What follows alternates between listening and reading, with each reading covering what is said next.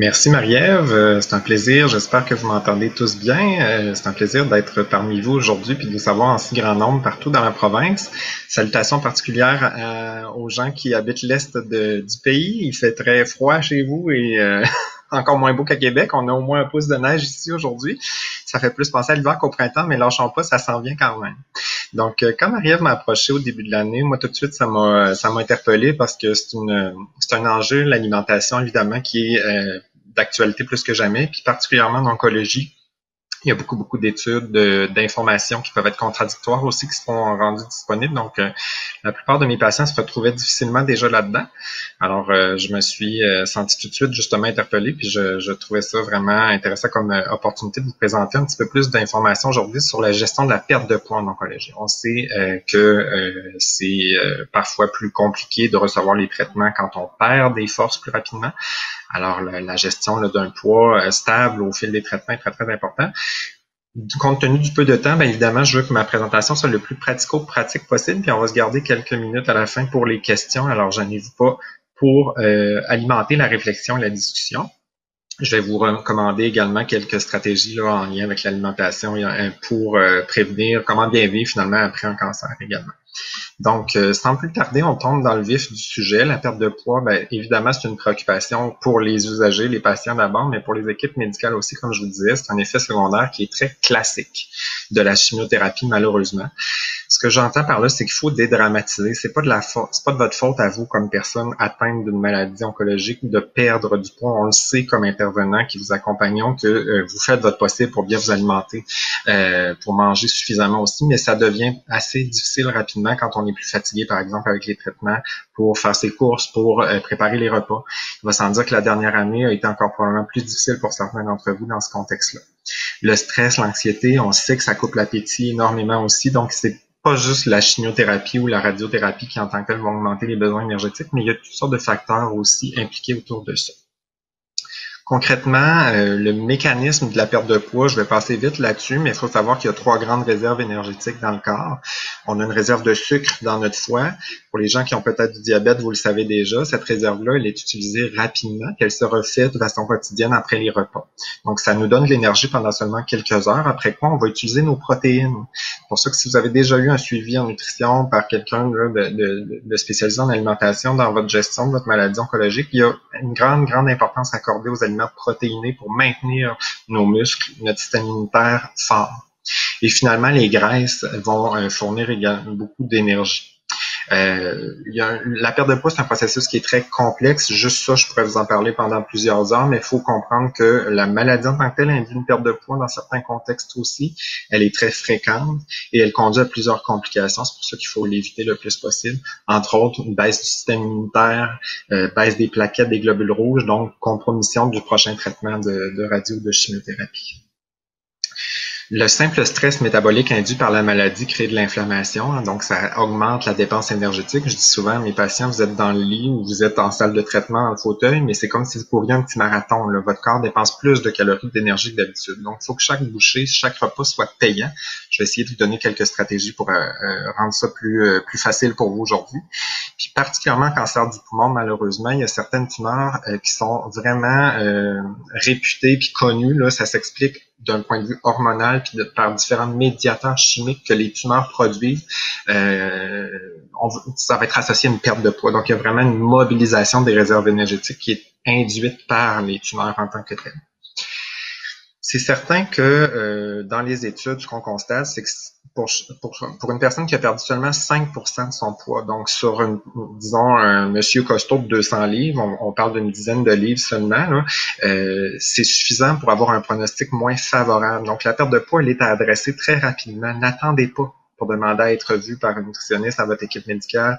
N'attendez pas pour en parler non plus à votre infirmière pivot, à votre médecin là, traitant de votre perte de poids si vous la constatez. On la remarque souvent dans les vêtements, mais il ne faudrait même pas attendre avant de trouver que les culottes sont plus grandes que d'habitude là, pour consulter. On sait que ça conduit une moins bonne tolérance au traitement, comme je vous le disais. Ça augmente les effets secondaires de la chimiothérapie aussi. Puis vous avez d'autres exemples là, de complications associées à la perte de poids. Des stratégies, ben, comme je vous dis, d'en parler le plus tôt, puis de traiter au plus tôt les symptômes qui peuvent causer cette diminution des apports-là, c'est super important. Donc, j'entends par exemple des maux de cœur, des ulcères buccaux associés au traitement, juste l'inappétence, la grande fatigue, l'essoufflement, n'importe quelle condition qui pourrait nuire à votre appétit, à votre prise alimentaire, il faut l'adresser à vos équipes médicales, à ceux qui vous suivent de près pour qu'elles soient corrigées le plus rapidement possible. Donc, on n'attend pas que les repas, puis les collations, puis les portions diminuent beaucoup avant de rapporter. C'est sûr qu'après ça, en termes de stratégie vraiment pratique pour vous, ben la stratégie des 6 petits repas plutôt que 3 bons repas traditionnels, là, c'est vraiment, vraiment très utile. Donc, si vous n'êtes pas des collationneux, je vous encourage à le devenir. C'est très, très aidant d'aller chercher plus de calories dans une journée quand on mange plus souvent. Même chose pour les protéines. Puis, contrairement à ce qu'on recommande traditionnellement, par exemple en gestion de poids, ben de boire des liquides qui vont être plus nutritifs, de boire ces calories, ça va devenir un atout parfois intéressant. Là. Donc, j'entends par exemple des produits à base des breuvages laitiers, des breuvages, des boissons végétales, des jus de fruits à la limite, des smoothies maison, ça va être super intéressant. Je vous en donne une recette un peu plus loin. Puis, il faut que chaque bouchée devienne plus payante. Ça aussi, je vais vous donner quelques trucs pour ça aujourd'hui. Donc, un autre exemple concret, si on a des maux de cœur, ben, faut pas attendre encore une fois. On rapporte à notre équipe médicale qui va ajuster la médication. On peut aussi essayer de consommer des aliments, des mets qui sont plus tièdes, tempérés ou froids. Les odeurs montent moins dans le nez à ce moment-là. Si on a des ulcères, il y a différents rince-bouches qui existent. On peut modifier la texture des aliments aussi temporairement pour pallier de la douleur qu'on aurait à la mastication. Donc, d'opter par exemple pour du poisson plutôt que de la viande qui va demander plus de temps de mastication, de faire moins chauffer les aliments, de prendre des soupes froides, l'été sans bien, ça peut être intéressant. Si on a la diarrhée, ben évidemment, de limiter la caféine, de réduire les fibres. Parfois, le lactose, ça peut être intéressant. Si on a des problèmes de mauvais goût, la dysgueusie, en bon français, le mauvais goût, donc d'augmenter l'hygiène de la bouche. Ça, vos équipes là, vraiment traitantes en oncologie peuvent vous aider puis vous conseiller à ce niveau-là. Il y a des suppléments de zinc qui peuvent être prescrits aussi quand la problématique est plus sévère sur ordonnance médicale ou nutritionnelle. Tous les troubles de déglutition aussi, si vous faites de la radiothérapie particulièrement, là, il y a très souvent des irritations de l'œsophage qui peuvent être observées chez les gens qui souffrent de cancer du poumon. Donc, c'est très important d'être vu par un nutritionniste ou un autre professionnel habilité là, quand on a ce genre de problématique-là pour ajuster la texture et les consistances de nos aliments et breuvages. C'est certain que de boire en mangeant, ça coupe l'appétit. Ça, je vous apprends probablement rien là, mais dans certains contextes, ça peut aider à avaler. Donc, si à l'inverse, on a la bouche très sèche puis que nos aliments ont tendance à coller dans notre gorge quand on avale, bien évidemment que ça va être aidant de boire un petit peu. Par contre, à choisir, je recommanderais plutôt des sauces d'accompagnement, des condiments qui sont riches en calories, comme une guacamole, comme de la mayonnaise, comme une vinaigrette qu'on pourrait faire maison, pas trop surette, pour aider à avaler les aliments, parce qu'on va chercher des calories en plus. Donc, c'est encore plus intéressant. Puis, pratico-pratiquer, si vous êtes déjà capable, dans un contexte de faible appétit, de manger la moitié de vos portions usuelles, ben c'est très bien, c'est suffisant. Forcez-vous pas pour plus, vous allez avoir mal au cœur, vous risquez de reperdre une partie de ce que vous avez mangé. Donc, mieux vaut encore une fois revenir à la stratégie des plusieurs petits repas dans la journée. Il n'y a pas de limite normalement sur le nombre de repas. Si vous avez des enjeux de gestion glycémique, on pourrait y revenir dans la période des questions, mais évidemment que la médication peut être ajustée pour ça aussi, puis généralement, on va quand même conseiller de fractionner les repas. Pour ce qui est des soupes, moi j'ai un peu une hantise des soupes en oncologie. Là. C'est plein de vitamines, c'est sûr, c'est plein d'eau, mais c'est très pauvre en calories les soupes aux légumes. Donc ça bourre, mais ça ne nourrit pas votre corps. Ça remplit l'estomac avec peu de nutriments. Donc mieux vaut prioriser les potages. Je vais vous donner également une recette un peu plus tard. Donc, un ordre que je vous propose pour les différents breuvages que vous pourrez choisir dans une journée, ils sont classés en ordre par densité. Donc, c'est sûr qu'un supplément maison, un smoothie, ça va être plus ou un breuvage enrichi, ça va être plus intéressant qu'une boisson faite à base de produits laitiers ou des boissons végétales équivalentes, qui vont eux-mêmes être plus intéressantes parce qu'ils contiennent entre autres des protéines et des gras qu'un simple jus de fruits, qui lui va demeurer quand même plus intéressant que l'eau. Donc, on est dans un pattern un peu différent. Très souvent, vous le savez, de boire beaucoup d'eau, c'est très important pour la santé, mais là, dans un contexte de perte de poids, il faut peut-être faire plus un peu attention à ça. Généralement, on recommande au moins 6 tasses de liquide par jour pendant les traitements, mais très souvent, particulièrement chez les gens plus jeunes ou en fonction de différentes conditions médicales, on peut aller à 2 litres et bien au-delà. Dans d'autres contextes, il y a parfois des restrictions en liquide qui peuvent s'appliquer. Donc ça, c'est très important de questionner puis de suivre les recommandations de votre médecin, de votre équipe traitante quant aux quantités de liquide qu'il faut boire. Mais retenez que le liquide, ça coupe la faim. Alors, c'est toujours préférable de boire entre les repas. Je vous présente ma recette de smoothie que j'aime bien faire à la maison. C'est pas compliqué de faire un lait frappé. La seule chose que ça prend, c'est un bon vieux blender. Il n'y a pas besoin d'être neuf, vous n'avez pas besoin de dépenser une fortune pour ça, parce que les aliments qu'on va mettre dedans, ça va être des aliments qui sont faciles à mixer généralement. Donc, on profite des fruits de saison. Avec l'été qui s'en vient, les petits fruits vont revenir, mais ça peut être une banane, ça peut être des agrumes si vous aimez mieux ça. Les melons font très bien aussi. Ce qui est souvent manquant dans les recettes que mes patients me rapportent, c'est notre source de protéines. Donc, on veut vraiment beaucoup de protéines pour protéger vos muscles, garder votre système immunitaire en bonne force pour bien passer au travers des traitements en réduisant au maximum la perte de poids. Donc, yogourt grec, 2 fois plus de protéines que le yogourt régulier. Un lait enrichi. Il y a maintenant des boissons là, à base de lait qui contiennent 18-20 grammes de protéines par tasse. Donc, c'est quand même nettement plus avantageux qu'un lait traditionnel à 8 grammes par tasse. Boisson végétale qui est comparable aussi à ça. Donc, ce sont tous des bonnes bases. Bien que les œufs crus soient pas recommandés durant les traitements oncologiques à cause du risque de neutropénie, d'infection alimentaire, il se fait des œufs pasteurisés en épicerie. Vous les trouvez dans le rayon des produits laitiers et des œufs, justement, généralement. Donc ça peut être une autre façon. Finalement, on aromatise, on sucre à notre goût. Donc avec les sirop d'érable qui est très bon encore cette année, qui commence à arriver sur les tablettes, avec de la vanille, du cacao, du café, si on aime ça, sirop de chocolat. Toutes vos réponses sont aussi bonnes que les miennes. On pourrait mettre de la cannelle si on aime un smoothie plus à base de compote de pommes, etc. Quand on parle de densification de la valeur nutritive de vos aliments, il faut que chaque bouchée soit payante. Il faut qu'elle le soit plus que d'habitude, parce que rappelez-vous que votre corps est dans un marathon quand vous avez des traitements.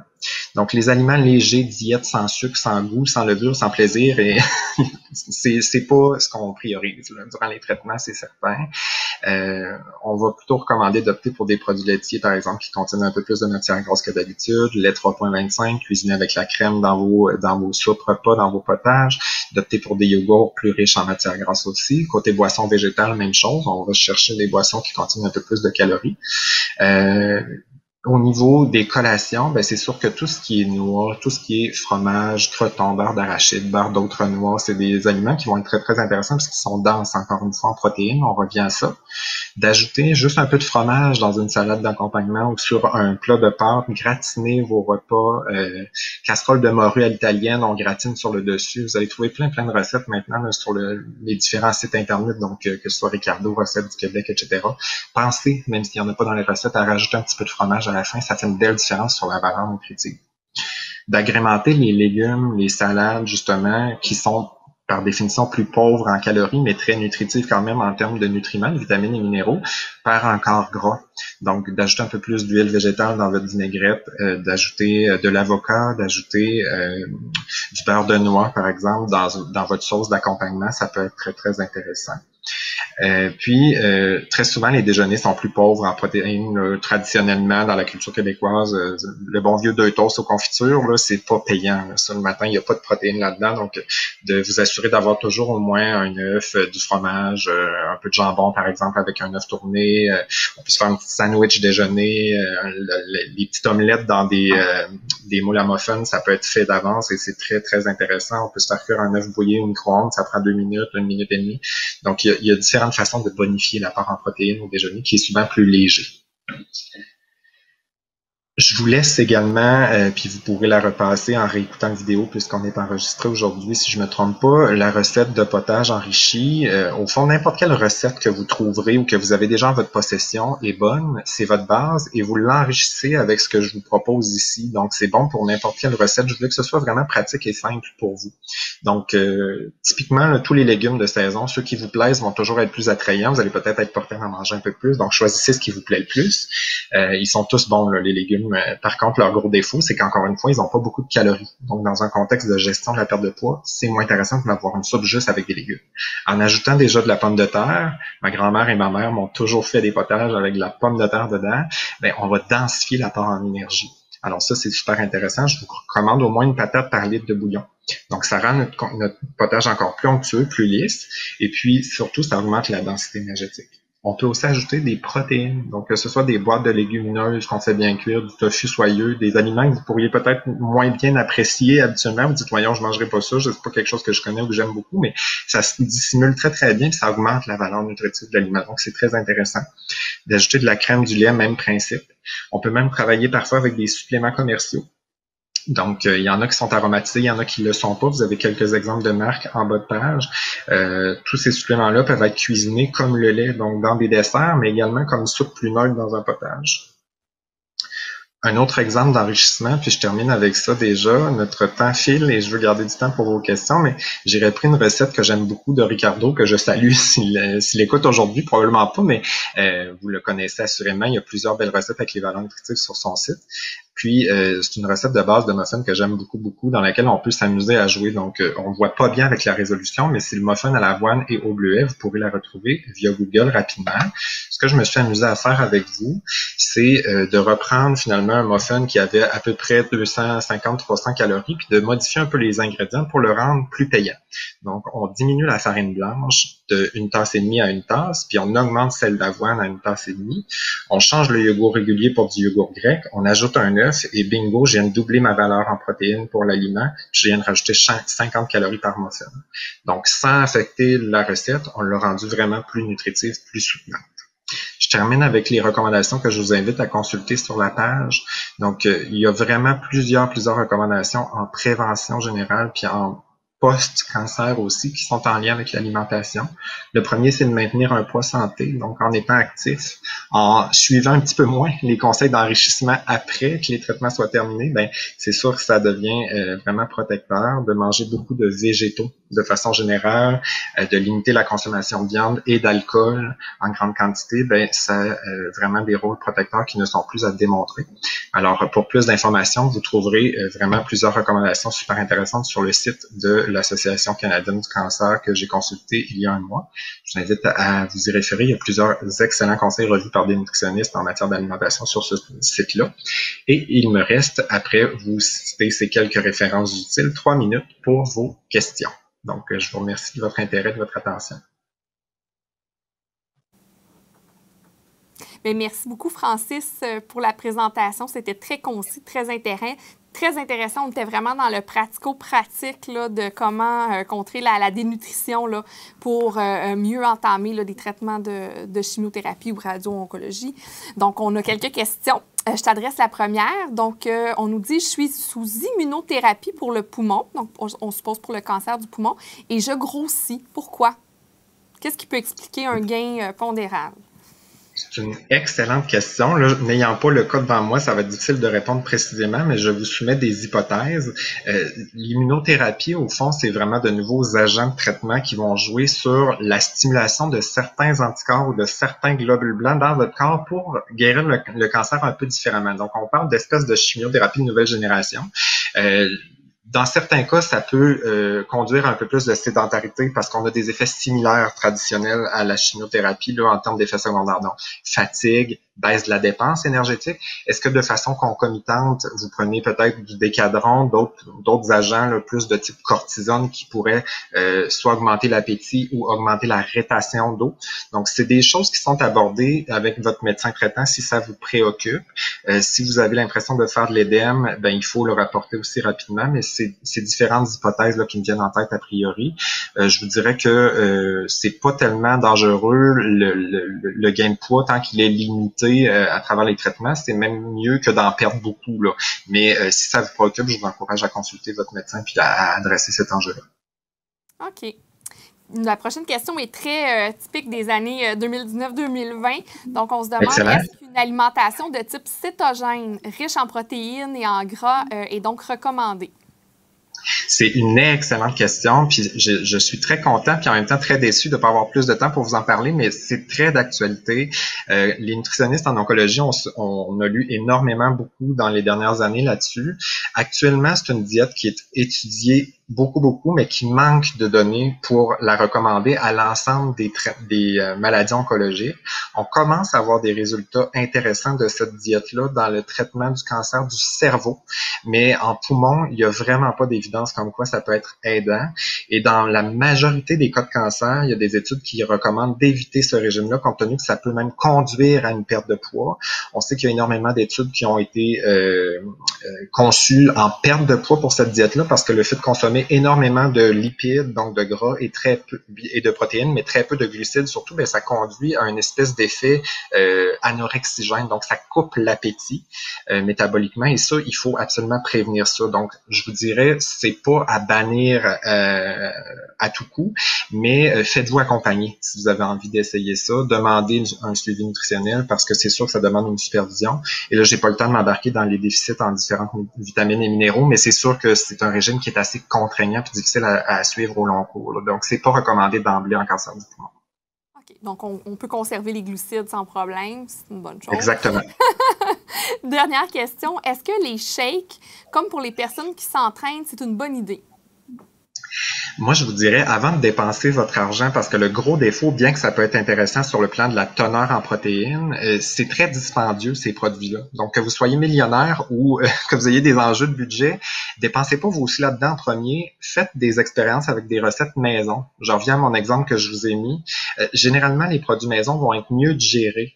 Ils vont avoir moins de saveurs prononcées qui pourraient vous occasionner, par exemple, des nausées, des difficultés de digestion, du reflux. Il y a plusieurs produits qui sont contre-indiqués aussi en oncologie. Je pense à certaines poudres qui contiendraient de la créatinine, qui contiendraient autre chose que des protéines de lait.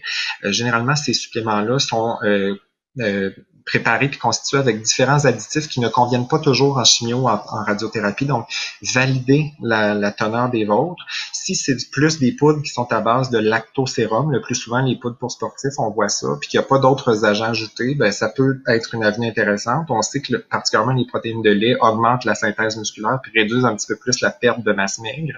Mais encore une fois, pourquoi débourser 30-40$ quand je suis capable d'aller me chercher la même teneur en protéines avec un yogourt grec en spécial au maxi à 3$? Moi, je vous soumets la question bonnement. C'est vraiment plus avec les aliments que je travaillerais personnellement. Excellent. Bien, encore une fois, un très, très grand merci, Francis, pour ta participation. Ça a été une belle découverte pour moi. Donc, je te remercie infiniment pour ta participation et je te souhaite une très belle fin de journée. Ça m'a fait plaisir.